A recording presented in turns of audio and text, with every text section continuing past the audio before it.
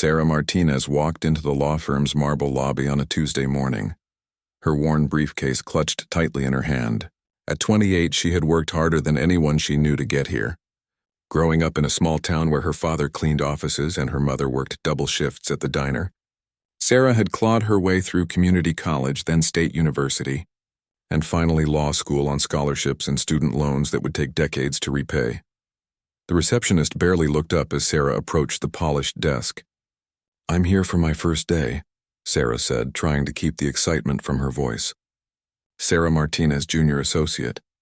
The woman's eyes flicked over Sarah's department store suit and secondhand shoes. "Mr. Whitman's office is on the 42nd floor. Take the elevator bank to your left." As Sarah rode the elevator up, she couldn't help but smile. Whitman, Sterling & Associates was one of the most prestigious law firms in the city. Landing this position meant everything to her family, to her community, and to the little girl who used to dream of justice while watching legal dramas on their old television. The 42nd floor buzzed with activity. Men in expensive suits strode purposefully between offices, their voices carrying authority and confidence. Women in designer clothing clicked across marble floors in heels that cost more than Sarah's monthly rent. Everyone seemed to belong in this world of wealth and power. Sarah found Mr. Whitman's corner office and knocked softly. "Come in," boomed a voice from within. Richard Whitman sat behind a desk the size of a small car, his silver hair perfectly styled, his suit probably costing more than Sarah's entire wardrobe. He looked up from a stack of papers, his pale blue eyes taking in Sarah's appearance with barely concealed disappointment. "So you're Martinez," he said, not bothering to stand or extend a hand. "I'll be honest with you. The partners weren't thrilled about this diversity hire nonsense, but the firm needs to maintain appearances. You'll be working under Patricia Hendricks in corporate law. Try not to embarrass us." Sarah felt her cheeks burn, but she kept her voice steady. "I graduated summa cum laude from—" Yes, I've seen your file," Whitman waved dismissively. "State school, scholarship kid. First in your family to go to college. Very inspiring. Patricia will show you to your office. And Martinez? The clients we serve here expect a certain standard. I trust you understand what I mean." He returned to his papers without another word, leaving Sarah standing there feeling smaller than she had in years. She found her way to Patricia Hendricks' office, where a sharp-faced woman in her 50s barely glanced up from her computer. "You're late," Patricia said, though Sarah was actually 10 minutes early. "Your office is down the hall. There's a stack of research assignments waiting for you. I expect thorough work and I expect it fast. This isn't law school anymore. We don't hand out participation trophies here." Sarah's office turned out to be barely larger than a closet, with no windows and a desk that had seen better decades. The research assignments were mind-numbing document reviews that any paralegal could have handled. But Sarah threw herself into the work, determined to prove herself worthy of being here. Over the following weeks, a pattern emerged. While her fellow junior associates were invited to client meetings and given meaningful assignments, Sarah was relegated to the most tedious tasks. When she completed projects ahead of schedule and error-free, Patricia would find fault with her formatting or question her conclusions without explanation. The other associates rarely spoke to her beyond polite greetings. During lunch breaks, she would see them gathered in restaurants across the street, laughing and networking while she ate a sandwich alone at her desk. When she tried to join conversations about cases or legal strategies, the discussions would quickly shift to topics she couldn't contribute to: expensive vacations, exclusive clubs, or people they knew from their Ivy League schools. "Don't take it personally," advised Marcus Chen, one of the few associates who occasionally spoke to her. "This place is all about who you know and where you came from. It's nothing about your abilities." But Sarah couldn't help taking it personally when her carefully prepared brief was dismissed without reading, or when Patricia assigned her to make copies of documents she had actually written. The message was clear. She didn't belong here, and they would make sure she never forgot it. The breaking point came during a particularly important case. Sarah had stayed up all night researching a complex regulatory issue that could make or break their client's position. She had found a precedent that no one else had discovered, buried in an obscure court ruling from 15 years earlier. Her analysis was brilliant, her argument airtight. Patricia glanced at the brief for 30 seconds before dropping it in the trash. "This is completely off base," she said coldly. "I don't have time to fix your mistakes. Johnson will handle this research instead." Sarah watched as her work disappeared into the wastebasket, her heart pounding with frustration and humiliation.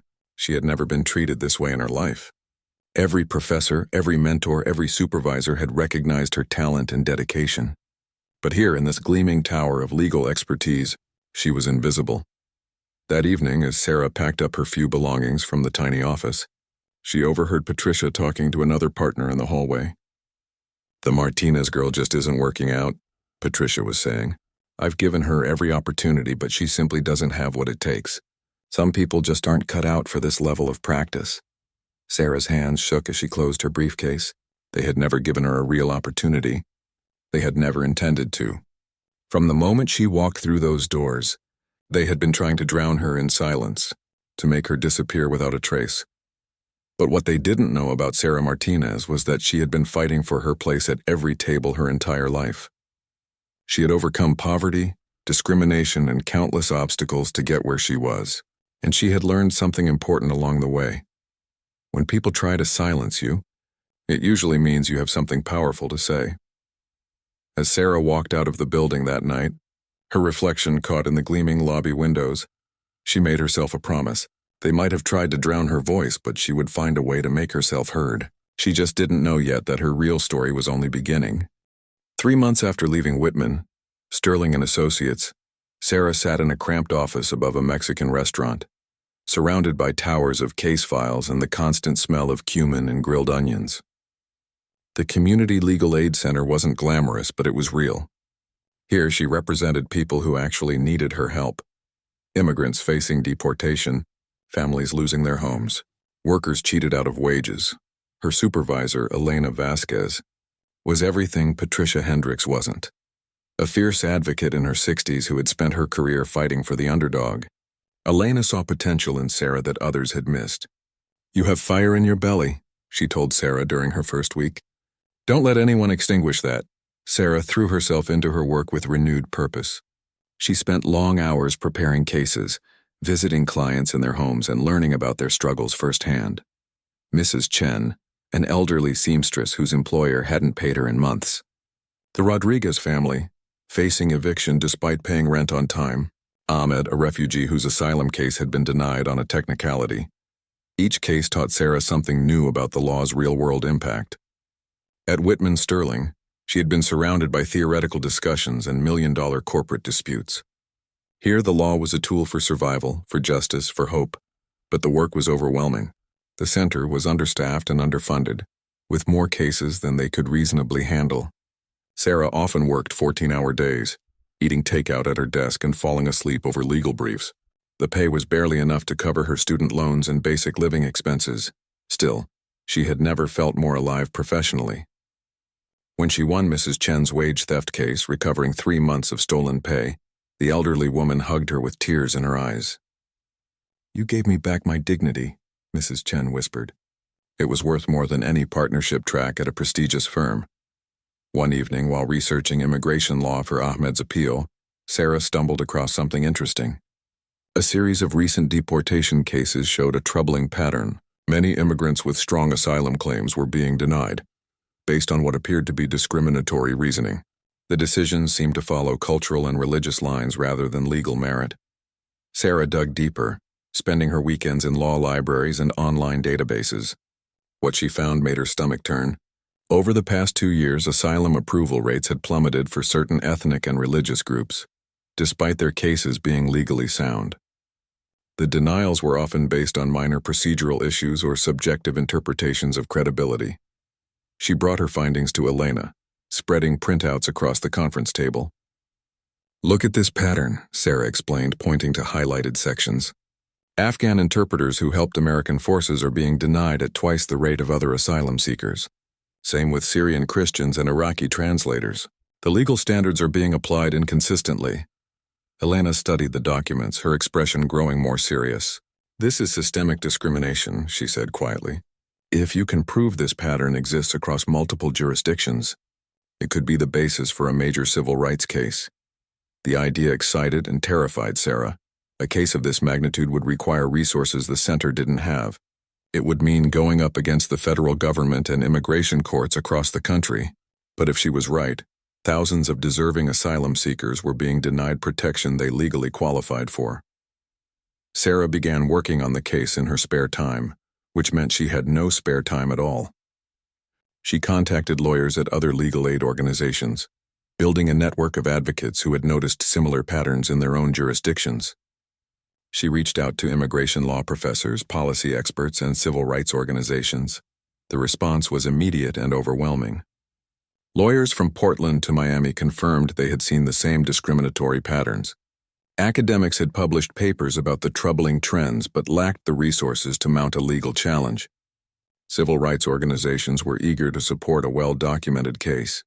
Sarah found herself at the center of a growing coalition. Conference calls with attorneys from across the country, strategy sessions with policy experts, media interviews with immigration reporters who had been tracking the story.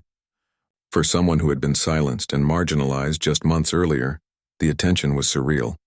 But the work was consuming her life. Sarah's already modest apartment became a command center, with documents covering every surface and her laptop running constantly as she coordinated with lawyers in different time zones. She survived on coffee and determination, catching sleep when she could. Her family worried about her. During their weekly phone calls, her mother's voice carried concern. "Mia, you sound exhausted. Are you taking care of yourself?" "I'm fine, Mom," Sarah would insist even as she rubbed her tired eyes. This case could help so many people. It's important. Her father, a man of few words who had worked multiple jobs to support his family, surprised her during one call. "I'm proud of you, Sarah," he said quietly. "You're fighting for people like us. People who don't usually have anyone fighting for them." As winter turned to spring, Sarah's case gained momentum. She had documented discriminatory patterns across 15 states, involving hundreds of asylum denials. Her legal brief grew to over 200 pages, meticulously footnoted and supported by statistical analysis. Immigration law experts called it groundbreaking work. The media began to take notice. Local newspapers ran stories about the young lawyer who had uncovered systematic discrimination in immigration courts. Legal magazines featured articles about the potential impact of her case. Sarah found herself giving interviews and speaking at conferences, advocating for the voiceless in ways she had never imagined. But success came with new challenges. Government lawyers began pushing back against her allegations. Immigration judges questioned her methodology. Some colleagues at other law firms dismissed her work as activism rather than legitimate legal advocacy. One particularly difficult day, after a brutal hearing where a federal judge had questioned her competence and experience, Sarah sat in her car in the courthouse parking garage and cried. The weight of representing thousands of asylum seekers, the pressure of media attention, and the constant attacks on her credibility were overwhelming. Her phone buzzed with a text from Elena. "Remember why you started this fight. Some battles are worth everything we have to give." Sarah wiped her eyes and straightened her shoulders. She thought about Ahmed still waiting for his appeal, about Mrs. Chen who had gotten her dignity back, about all the people whose voices had been silenced by systems designed to exclude them. She had been underestimated and dismissed before. People had tried to drown her voice in corporate indifference and professional discrimination, but she had found her way to work that mattered, work that could change lives and challenge injustice. As Sarah drove home that evening, she didn't know that her case would eventually reach the highest levels of government, or that her name would become synonymous with immigration reform. She only knew that she had found her voice and she intended to use it. The email arrived on a Monday morning that would change everything. Sarah stared at her computer screen, reading the message 3 times before the words fully registered. The American Civil Liberties Union wanted to partner with her on the asylum discrimination case. Not just provide support, they wanted to make it their flagship immigration rights lawsuit. "Elena, you need to see this," Sarah called out, her voice barely containing her excitement. Elena hurried over, reading over Sarah's shoulder. The ACLU's proposal was comprehensive. A team of experienced civil rights attorneys, unlimited resources for research and investigation, and most importantly, the organization's reputation and media reach to bring national attention to the case. "This is exactly what we hoped for," Elena said, squeezing Sarah's shoulder. "You've built something bigger than any of us imagined." But with the ACLU's involvement came new pressure. Sarah suddenly found herself in meetings with senior attorneys who had argued cases before the Supreme Court, strategy sessions in glass-walled conference rooms overlooking the city, press conferences where she stood beside civil rights legends who had spent decades fighting institutional discrimination. The lead ACLU attorney, David Morrison, was impressed by Sarah's work, but concerned about her inexperience with high-profile litigation. "This case will be under intense scrutiny," he warned during their first strategy meeting. "The government will throw everything they have at us. They'll attack your research, your methodology, your qualifications. Are you prepared for that kind of fight?" Sarah thought about her time at Whitman, Sterling, where her qualifications had been questioned daily. "I've been preparing for this fight my whole life," she said quietly. The government's response was swift and brutal. Within days of the ACLU announcing the lawsuit, Department of Justice attorneys filed motions to dismiss, claiming Sarah's research was flawed and her conclusions unsupported. They questioned her statistical methods, challenged her interpretation of immigration law, and suggested she was motivated by political bias rather than legal merit. Worse, they went after her personally. Government lawyers filed briefs questioning her experience and competence, pointing out her recent graduation and brief time in private practice. They portrayed her as an activist masquerading as an attorney, someone seeking attention rather than justice. The attack stung, but they also felt familiar. Sarah had heard these criticisms before, from Patricia Hendricks and Richard Whitman and countless others who had dismissed her because of where she came from. The difference now was that she had allies who believed in her work and the evidence to back up her claims. The case quickly became a national story. Immigration rights groups hailed it as a crucial challenge to systemic discrimination. Conservative organizations criticized it as an attack on border security and judicial independence. Cable news shows featured heated debates between legal experts arguing about Sarah's methodology and conclusions. Sarah found herself at the center of a media storm she never could have imagined. Reporters called at all hours. Camera crews appeared outside the Legal Aid Center. Her social media accounts exploded with messages of both support and hatred from strangers across the country. The personal attacks were particularly vicious. Anonymous online accounts questioned her immigration status, despite her being born in Texas. Others suggested she was unqualified to practice law or accused her of fabricating evidence. The worst messages contained threats that made her consider hiring security. One evening, after a particularly brutal day of depositions where government attorneys had spent 8 hours trying to discredit her research, Sarah sat in her apartment feeling overwhelmed by the magnitude of what she had started. Her phone rang with her mother's number. "Mija, I saw you on the news today," her mother said, her voice full of pride and concern. "You look tired." "I am tired, Mom," Sarah admitted. "Sometimes I wonder if I'm in over my head." Her mother was quiet for a moment. "You know, when your father and I first came to this country, people told us we didn't belong, that we should go back where we came from. But we stayed because we believed our children could have better lives here. You're not just fighting for those asylum seekers, Sarah. You're fighting for everyone who has ever been told they don't belong." The conversation reminded Sarah why the case mattered.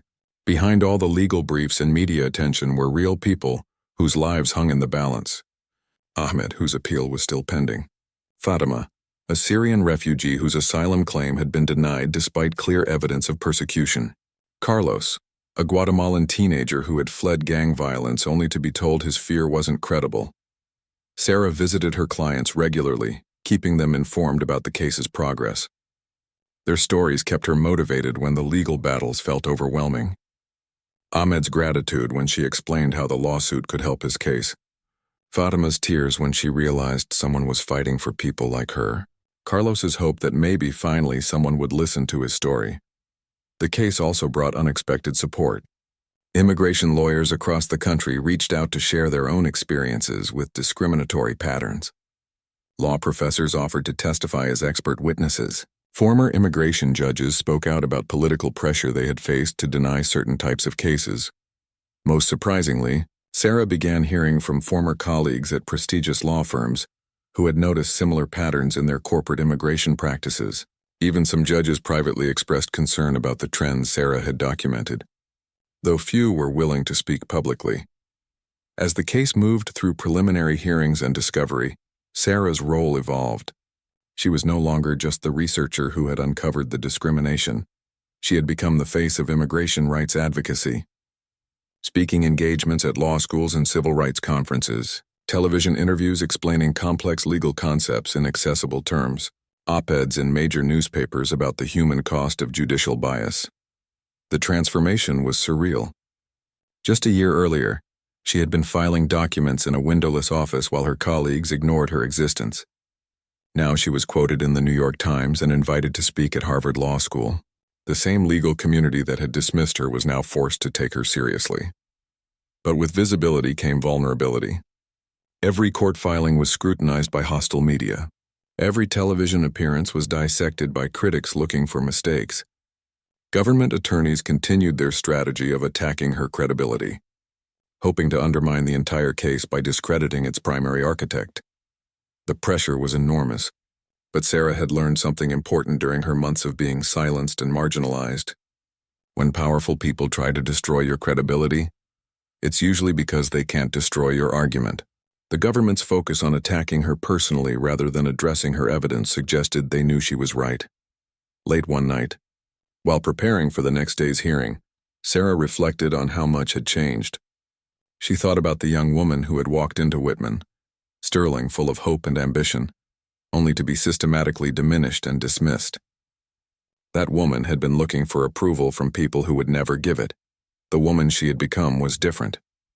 She no longer needed anyone's permission to take up space or speak her truth. She had found her voice not in the marble halls of corporate law firms, but in the humble offices of community legal aid, fighting for people whose voices had been silenced just as hers once was. Tomorrow would bring new challenges, new attacks, new attempts to undermine her work. But tonight, surrounded by case files and fueled by purpose, Sarah Martinez knew exactly who she was and why she was fighting. The battle lines were drawn and she was ready for war. The federal courthouse steps were crowded with reporters, protesters, and attorneys when Sarah arrived for the most important hearing of her career. After 18 months of legal battles, Judge Catherine Morrison would decide whether Sarah's discrimination case could proceed to trial. The ruling would determine not just the fate of thousands of asylum seekers, but Sarah's own future as a civil rights attorney. Sarah adjusted her navy suit, a far cry from the department store outfit she had worn to Whitman, sterling, and climbed the courthouse steps with David Morrison and the ACLU legal team. Camera flashes exploded around them as reporters shouted questions about their chances of success. Inside the courthouse, the atmosphere was electric. The gallery was packed with immigration lawyers, civil rights advocates, and asylum seekers whose cases hung in the balance. Sarah spotted Ahmed in the third row, wearing his best shirt and tie, his hands clasped nervously in his lap.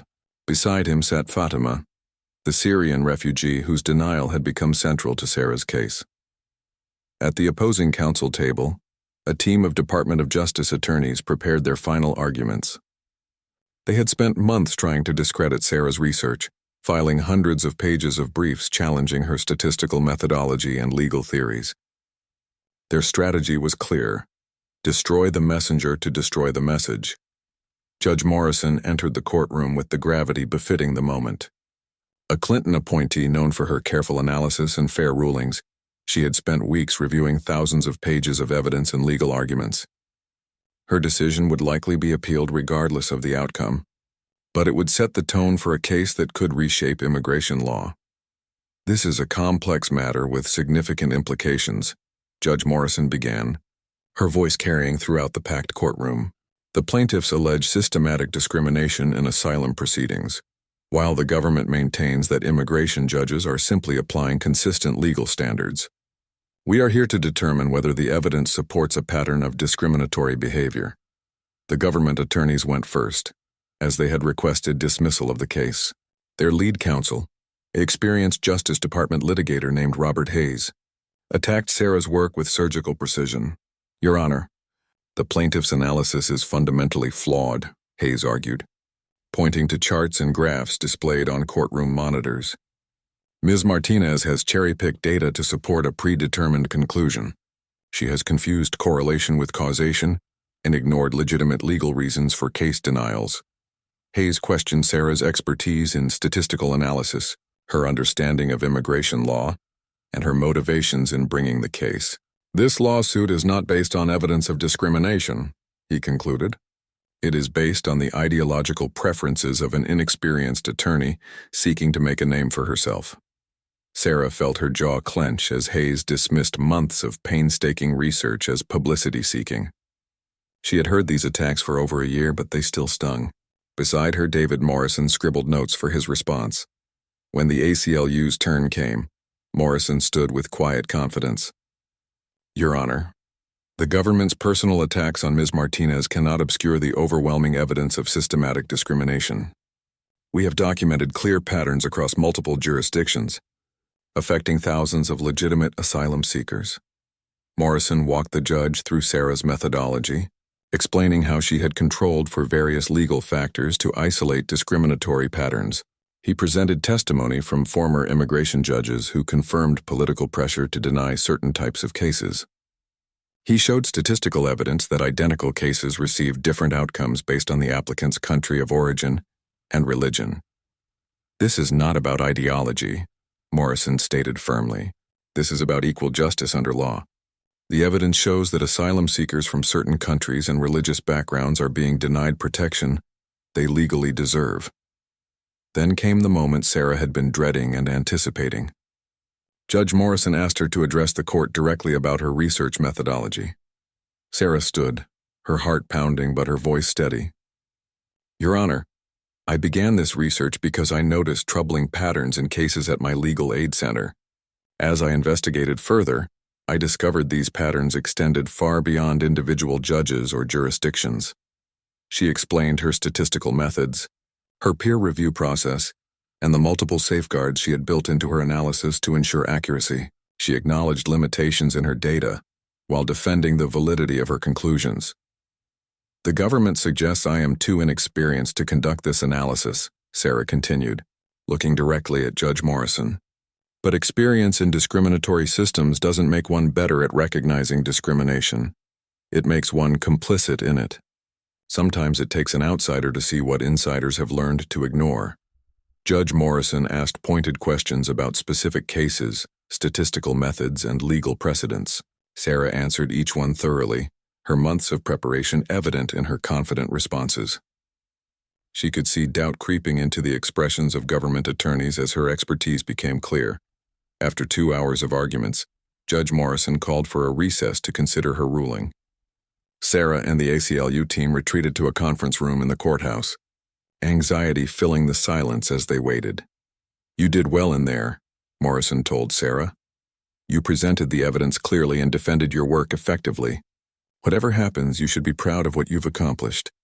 Sarah nodded, but her mind was racing with possibilities. A dismissal would end not just this case, but likely her career as a civil rights attorney. Who would trust her judgment or hire her for major litigation after such a public defeat? But approval to proceed to trial would validate months of work and create momentum for systemic reform. An hour later, they returned to the packed courtroom. Judge Morrison had prepared written remarks, a sign that her decision was carefully considered and legally detailed. After reviewing extensive evidence and arguments, Judge Morrison began, "This court finds that plaintiffs have presented sufficient evidence of potentially discriminatory patterns in asylum proceedings to warrant further investigation." Sarah's heart leaped, but the judge wasn't finished. While the court takes no position on the ultimate merits of plaintiffs' claims, the statistical evidence presented by Ms. Martinez raises serious questions about equal treatment under our immigration laws. The government's challenges to her methodology, while vigorous, do not undermine the fundamental patterns she has identified. Judge Morrison continued, "The court is particularly troubled by evidence suggesting that similarly situated asylum seekers receive different treatment based on their country of origin and religious affiliation. Such disparities, if proven at trial, would violate fundamental principles of due process and equal protection." The courtroom erupted in celebration from the gallery. Immigration advocates hugged each other while asylum seekers wiped away tears of relief. Sarah felt David Morrison's hand on her shoulder as reporters rushed from the courtroom to file their stories. But Judge Morrison wasn't done.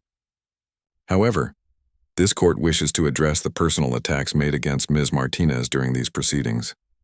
While vigorous advocacy is expected and encouraged, questioning an attorney's motives and qualifications based on their background or inexperience crosses the line into ad hominem attack. The judge looked directly at the government attorneys. Ms. Martinez has presented thorough, well-researched analysis that deserves to be evaluated on its merits, not dismissed because of her age or the law school she attended. This court will not tolerate such tactics in future proceedings. As the hearing concluded, Sarah was surrounded by supporters and reporters. Ahmed pushed through the crowd to embrace her, tears streaming down his face. "You did it," he whispered. "You gave us hope." Outside the courthouse, Sarah stood before a bank of microphones, camera crews filming her every word. Just 2 years earlier, she had been invisible in a corporate law firm, her voice silenced by colleagues who saw her as unworthy of their attention. Now the entire legal world was listening to what she had to say. "This ruling is not just about asylum law," Sarah told the assembled media. "It's about the principle that everyone deserves equal treatment under our legal system, regardless of where they come from or what they look like." Today, justice took a step forward. As the cameras rolled and reporters asked their questions, Sarah thought about the young woman who had packed her belongings in shame after being pushed out of Whitman Sterling. That woman had been looking for validation from people who would never give it. The woman standing on these courthouse steps had learned something more valuable. She didn't need their validation. She had found her own voice, and it was powerful enough to challenge systems of oppression and demand justice for the voiceless. The real battle was just beginning. But for the first time since this journey started, Sarah Martinez knew with certainty that she belonged exactly where she was. 6 months after Judge Morrison's ruling, Sarah stood in the marble lobby of a building she never expected to enter again. The headquarters of Whitman, Sterling and Associates looked exactly the same. Polished floors, expensive art, the subtle air of exclusivity that had once made her feel so small. But Sarah Martinez was not the same person who had walked out of this building 3 years earlier. She was here for a deposition, part of the discovery process in her discrimination case. The ACLU had subpoenaed records from several major law firms, seeking evidence of discriminatory patterns in their immigration practices. Whitman, Sterling handled significant corporate immigration work, and their internal communications could provide crucial evidence. "Ms. Martinez," the receptionist said, her tone noticeably different from years past. "Mr. Morrison is waiting for you in conference room A." As Sarah walked through the familiar halls, she noticed how people looked at her. Not with the dismissive glances she remembered, but with recognition and sometimes fear. She had become someone they had to take seriously, someone whose work could impact their business. David Morrison was already seated at the massive conference table, surrounded by boxes of documents and computer printouts. Across from him sat Patricia Hendricks, Sarah's former supervisor, looking uncomfortable despite her expensive suit and composed demeanor. "Sarah," Patricia said with forced warmth, "you look well. I've been following your case in the news. Quite impressive work." Sarah nodded politely but said nothing. The hypocrisy was stunning. This, from the woman who had thrown her research in the trash and questioned her competence daily. The deposition began with routine questions about Whitman, Sterling's immigration practice. Patricia answered carefully, clearly coached by the firm's attorneys about what to reveal and what to protect under attorney-client privilege. But as David Morrison dug deeper, cracks began to show. Internal emails revealed discussions about problem clients, asylum seekers and other immigrants who required too much work for too little profit. Billing records showed that certain types of cases were consistently under-resourced, with junior associates like Sarah assigned to complex matters that required senior expertise. The most damaging evidence came from partners' meeting minutes, which discussed the firm's image concerns about representing too many asylum seekers. One email from Richard Whitman complained about the bleeding hearts in the immigration department who took on charity cases that didn't fit the firm's upscale brand. Sarah listened as Patricia struggled to explain these communications. The woman who had once seemed so powerful and confident now appeared small and defensive, her answers evasive and unconvincing.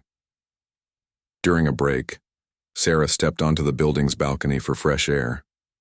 The city spread out below her, the same view that had once represented everything she aspired to achieve. Now it looked different, Still impressive, but somehow less important than the community legal aid center where she had found her purpose. Sarah? She turned to see Marcus Chen, the associate who had shown her small kindnesses during her time at the firm. He looked older, more tired, his eyes carrying the weight of someone who had compromised his ideals one too many times. Marcus, Sarah smiled genuinely. It's good to see you. I wanted to apologize, he said quietly, glancing around to ensure they were alone. For not speaking up more when you were here. I knew what they were doing to you was wrong, but I was afraid for my own position. Sarah studied his face, seeing genuine remorse there. What's it like now? She asked. Marcus sighed. Worse, honestly. After your case started getting attention, they've cracked down even harder on anyone who questions their practices. The associates are terrified to speak up about anything. He pulled out a folder from his briefcase.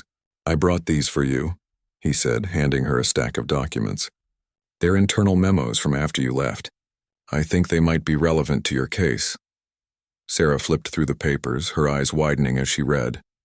The documents revealed a systematic effort to distance the firm from immigration, work that could be seen as activist or political. Partners had discussed ways to screen out clients whose cases might generate negative publicity or unwanted attention. Most shocking was a memo from Richard Whitman himself, dated just 2 months after Sarah's departure. He had written to all partners about the need to be more careful about the associates they hired, specifically mentioning concerns about lawyers who might be sympathetic to immigrant causes due to their personal backgrounds. My God, Sarah whispered, reading the thinly veiled discrimination. This is exactly what we suspected, Marcus nodded grimly. It got worse after your case started making news. They've basically stopped taking asylum cases entirely. Anyone who questions it gets transferred to other departments or pushed out. Back in the conference room, Patricia's deposition continued with questions about specific asylum cases the firm had handled. David Morrison had clearly done his homework, asking detailed questions about cases Sarah remembered working on during her brief tenure. One case in particular stood out, a Syrian family whose asylum application had been strong but ultimately unsuccessful. Sarah had prepared extensive research supporting their claim, but Patricia had barely reviewed it before the hearing. The family had been deported 6 months later. Do you recall Ms. Martinez's work on the Khalil family case? Morrison asked. Patricia shifted uncomfortably. I recall the case, yes. Ms. Martinez did some preliminary research. Preliminary research? Morrison pressed, sliding a document across the table. This is a 60-page brief with extensive legal analysis and supporting documentation. Would you characterize this as preliminary? Patricia glanced at the brief, Sarah's work that she had dismissed without reading.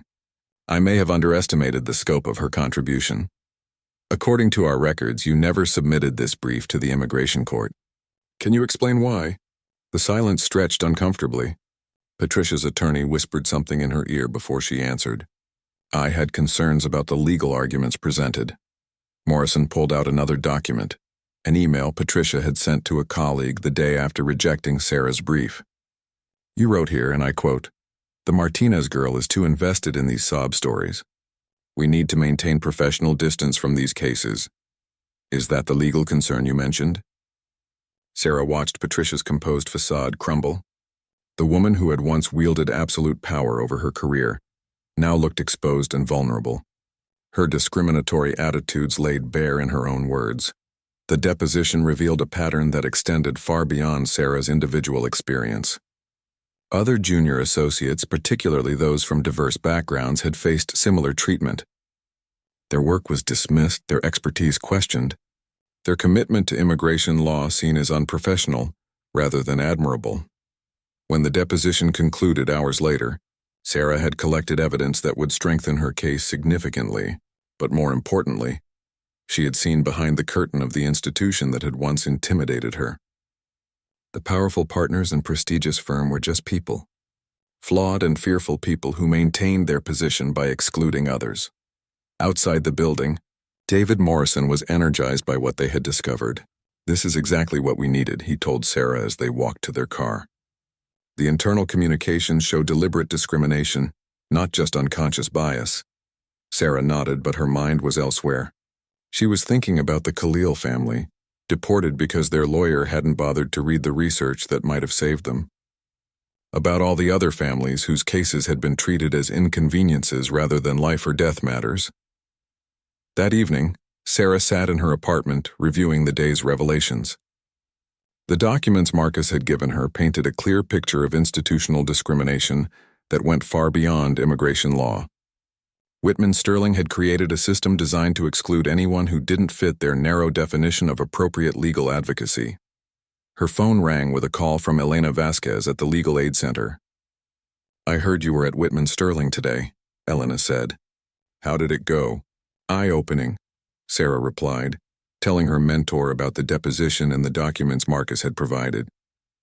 Elena was quiet for a moment.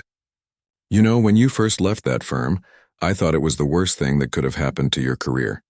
Now I realize it was the best thing that could have happened to justice." The comment made Sarah reflect on the path that had brought her here. 3 years ago, she had seen her dismissal from Whitman Sterling as a failure, a sign that she didn't belong in prestigious legal circles. Now she understood it differently. She hadn't failed at Whitman Sterling. The system had failed her. And more importantly, it had failed countless clients who deserved better representation than they could receive from lawyers who saw them as charity cases or PR problems. The next morning brought news that would change everything again. David Morrison called early, his voice tight with excitement and anger. "Sarah, you need to see today's Washington Post. Someone leaked portions of your asylum discrimination research to a reporter." Sarah grabbed her laptop and found the article. The headline read, "Leaked documents reveal systematic bias in immigration courts." The story detailed her statistical findings alongside internal government communications that the ACLU had obtained through discovery. The leaked documents showed immigration judges discussing political pressure to reduce asylum approval rates. Email chains between Justice Department officials about problem judges who approved too many cases. Memos outlining strategies to make asylum proceedings more difficult without changing the law. Most damaging were communications that used coded language to target specific ethnic and religious groups, references to cultural incompatibility and credibility concerns that clearly correlated with applicants' backgrounds rather than their legal merits. Sarah's phone rang constantly as reporters sought comment on the revelations. Immigration lawyers across the country confirmed that the leaked documents matched their own experiences in federal court. Civil rights organizations called for congressional investigations and judicial reforms, but the government's response was swift and harsh. Within hours, Justice Department officials were on television attacking the leaked documents as taken out of context and questioning the motives of whoever had provided them to the media. More personally threatening, government lawyers filed an emergency motion demanding that Sarah reveal her sources for the leaked information. They accused her of improperly obtaining classified materials and suggested she could face criminal charges for receiving stolen government documents. Sarah knew she had nothing to do with the leak. The documents had come from government discovery, not her research. But the accusation was clearly designed to intimidate her and shift focus away from the discrimination the documents revealed. That evening, as Sarah prepared for what would surely be another round of media attacks and legal challenges, she thought about the young woman who had once sought validation from people like Patricia Hendricks and Richard Whitman. That woman had wanted to belong to their exclusive world, to earn their respect and approval. The woman she had become understood something more important. Some institutions don't deserve to continue existing in their current form. Some systems of power are maintained specifically to exclude and silence people like her, and sometimes the most valuable thing you can do is refuse to seek their approval, and instead work to change the system entirely. Tomorrow would bring new challenges, new attempts to discredit her work and destroy her reputation. But tonight, surrounded by evidence of systematic injustice and armed with the tools to fight it, Sarah Martinez felt more powerful than she ever had in the marble halls of corporate law. The truth was finally emerging, and no amount of intimidation could put it back in the box. The congressional hearing room was packed beyond capacity, with overflow crowds watching on screens in adjacent rooms. Sarah sat at the witness table, facing a panel of senators whose questions would determine the future of immigration reform in America. Behind her, the gallery buzzed with reporters, advocates, and asylum seekers whose lives hung in the balance of this testimony. Senator Elizabeth Warren leaned into her microphone, her voice carrying the weight of the moment. Ms. Martinez, your research has revealed systematic discrimination that affects thousands of asylum seekers. Can you explain to the American people what you discovered? Sarah looked out at the sea of faces, thinking about how far she had traveled from that windowless office at Whitman Sterling. The leaked documents had triggered a firestorm of congressional investigations, judicial reviews, and media scrutiny that had consumed the past 6 months of her life. Senator, what I found was a pattern of decision-making that had little to do with law and everything to do with bias, Sarah began, her voice steady despite the magnitude of the moment. Asylum seekers with identical legal claims received different outcomes based on their country of origin, their religion, and their ethnicity. She clicked a remote, displaying charts on the room's massive screens. A Christian refugee from Syria had a 30% approval rate, while a Muslim refugee with identical circumstances had a 12% approval rate. Afghan interpreters who risked their lives helping American forces were denied asylum at twice the rate of other applicants with similar claims. The statistics filled the screen, each number representing families torn apart, lives destroyed, hopes crushed by a system that was supposed to provide equal justice under law. Senator Ted Cruz, one of the panel's most conservative members, challenged her methodology. Ms. Martinez, isn't it possible that these statistics reflect legitimate legal differences rather than discrimination? Perhaps some claims are simply stronger than others. Sarah had anticipated this question, had spent months preparing for exactly this moment. Senator, that's why I controlled for every legal variable I could identify. Case strength, quality of representation, type of persecution, country conditions. When you account for all legitimate factors, the discriminatory pattern remains clear and statistically significant. She displayed another chart showing her regression analysis. This isn't about one judge or one court. It's about systematic bias that affects asylum proceedings nationwide. The hearing continued for hours, with Sarah facing questions from both supporters and skeptics. Republicans challenged her conclusions and suggested she was motivated by political bias. Democrats praised her courage and demanded immediate reforms. Through it all, Sarah remained focused on the data, letting the evidence speak for itself. During a break, Sarah stepped into the hallway and was immediately surrounded by reporters. But her attention was drawn to a small group standing near the wall: Ahmed, Fatima, and other asylum seekers whose cases had become part of her research. They had traveled to Washington at their own expense to witness this moment. Ahmed approached her, his eyes bright with tears. Ms. Martinez, because of your work, my appeal was approved last week. I can finally bring my family to safety. Fatima nodded, clutching a letter in her hands. The judge said your research helped him understand the bias in my original case. I get a new hearing next month. These victories, multiplied across hundreds of cases, represented the real impact of Sarah's work. Not just statistics and legal precedents, but human lives saved, families reunited, hope restored. When the hearing resumed, the tone shifted dramatically. Senator Warren presented internal Justice Department emails that had been released under court order, showing explicit instructions to immigration judges about reducing approval rates for certain types of cases. Ms. Martinez, are these the kinds of communications that support your findings about systematic bias? Sarah reviewed the documents, her anger carefully controlled but unmistakable. Yes, Senator. These emails show political interference in what should be independent judicial proceedings. When judges are told to deny cases based on policy preferences rather than legal merit, the entire system loses legitimacy. The most powerful moment came when Senator Cory Booker asked Sarah to explain why her work mattered beyond immigration law. Ms. Martinez, what does this case tell us about justice in America? Sarah paused, thinking about her journey from that humiliating day at Whitman Sterling to this moment of national testimony.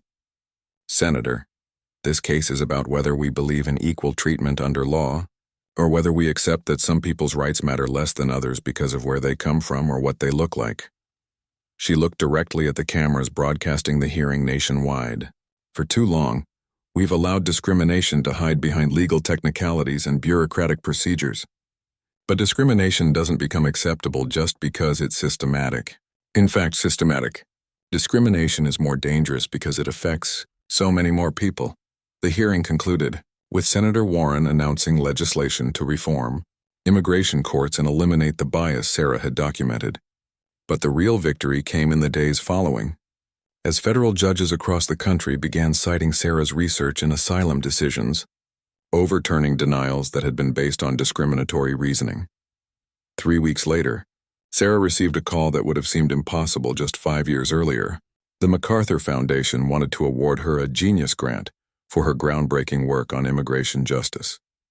The fellowship would provide financial security and national recognition that would amplify her advocacy for years to come. But the call that meant the most came from her father. "Mija," he said, his voice thick with emotion, "I watched your testimony on television. I don't understand all the legal words, but I understand that you spoke for people like us, people who came here looking for a chance." Sarah sat in her office at the expanded Legal Aid Center, now one of the country's leading immigration law organizations. Through her window, she could see the city skyline, including the gleaming tower that housed Whitman Sterling and Associates. The law firm had suffered significant reputational damage from the discrimination revelations. Several major corporate clients had terminated their relationships, unwilling to be associated with the documented bias. Patricia Hendricks had quietly left the firm, her career in corporate law effectively over. Richard Whitman had announced his retirement, though rumors suggested he had been forced out by concerned partners. But Sarah felt no satisfaction in their downfall. Her focus had moved beyond personal vindication to systemic change. The immigration court reforms were just the beginning. She was already working on new cases challenging discrimination in other areas of law, using the same statistical methods that had proven so effective in immigration proceedings. Her phone buzzed with a text from Elena Vasquez. "Saw the MacArthur announcement. Remember when you thought you weren't cut out for big law? Turns out you were cut out for something much more important." Sarah smiled, remembering the broken young woman who had packed her belongings in shame after being pushed out of the corporate law world. That woman had been looking for acceptance from people who would never give it, trying to fit into systems designed to exclude her. The woman she had become understood that some fights are too important to worry about who approves of your methods. Some truths are too vital to keep quiet out of politeness or professional courtesy. Some injustices are too systematic to address through individual cases alone. As evening fell over the city, Sarah prepared for the next day's work. There were new cases to investigate, new patterns of discrimination to document, new voices that needed amplification. The Legal Aid Center's phones rang constantly with calls from immigrants seeking help, lawyers wanting to collaborate, and journalists covering the ongoing reforms. Sarah Martinez had found her voice not by seeking permission to speak, but by refusing to stay silent when she witnessed injustice. She had discovered that the most powerful position isn't at the top of existing hierarchies, but outside systems entirely, working to change them from the ground up. The young woman who had once been told she didn't belong in prestigious legal circles had created something more valuable, a movement that challenged the very foundations of legal discrimination. And in doing so, she had helped thousands of people find their own voices, their own hope, their own place in the promise of American justice. Tomorrow would bring new challenges, new attempts to silence voices like hers. But tonight, surrounded by evidence of positive change and armed with the knowledge that justice could prevail, Sarah Martinez knew exactly who she was and why her work mattered. The awakening was complete and there was no going back. 5 years after walking out of Whitman Sterling in defeat, Sarah Martinez stood before the United States Supreme Court, preparing to argue the most important case of her career. The marble steps that had once seemed impossibly intimidating now felt like home ground. She was no longer the uncertain young lawyer seeking acceptance. She was a nationally recognized civil rights advocate whose work had already changed thousands of lives. The case before the court would determine whether her immigration discrimination research could be used to challenge similar bias in other areas of federal law. If successful, it would create a legal framework for identifying and eliminating systematic discrimination across the entire justice system. Inside the courtroom, Sarah took her place at the lectern facing 9 justices whose decision would impact civil rights law for generations. Chief Justice Roberts looked down at her with the kind of attention that once would have terrified her. Now she met his gaze with quiet confidence. "Ms. Martinez," Chief Justice Roberts began, "your statistical analysis has been influential in immigration proceedings. But should federal courts rely on such methods to evaluate discrimination claims more broadly?" Sarah had spent years preparing for this moment, not just in law libraries and strategy sessions, but in the trenches of legal aid work where she had learned that justice wasn't about impressing powerful people, it was about protecting vulnerable ones. Chief Justice, statistical evidence is simply a tool for seeing patterns that individual cases might obscure, Sarah replied.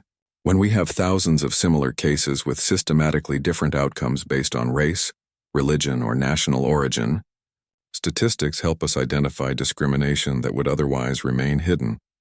Justice Clarence Thomas challenged her methodology, suggesting that statistical disparities didn't necessarily prove intentional discrimination. Sarah had faced this argument countless times and was ready with a comprehensive response.